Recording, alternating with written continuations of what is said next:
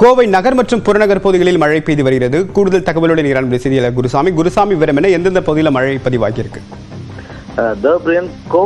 கோவையை பொறுத்தவரை கடந்த சில தினங்களாகவே கடுமையான வெயிலின் தாக்கம் இருந்து வந்தது.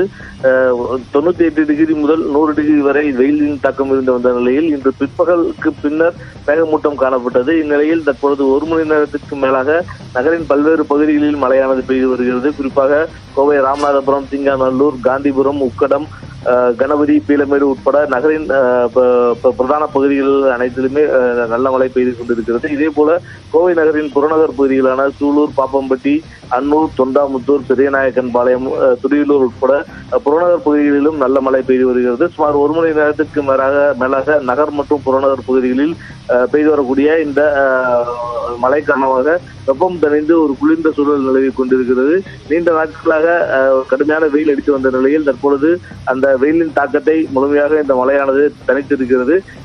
அதே வகையில் தொடர்ச்சியாக 1 மணி நேரத்திற்கு மேலாக மழை பெய்து வருவதன் காரணமாக நகரின் ஒரு சில இடங்களில் தாழ்வான பகுதிகளில் ஆங்காங்கே தண்ணீர் தேங்கி இருப்பதன் காரணமாக போக்குவரத்து நெரிசலும் ஏற்பட்டிருக்கிறது. இந்நிலையில் அந்த போக்குவரத்து நெரிசல்களை உடனுக்குடன் சரி செய்வதற்கான பணிகளில் காவல்துறையினரும் ஈடுபட்டிருக்கிறார்கள். தொடர்ச்சியான மழை காரணமாக ஒரு குளிர்ந்த சூழல் நிலவி கொண்டிருக்கிறது. விரிவான தகவலுக்கு நன்றி குருசாமி.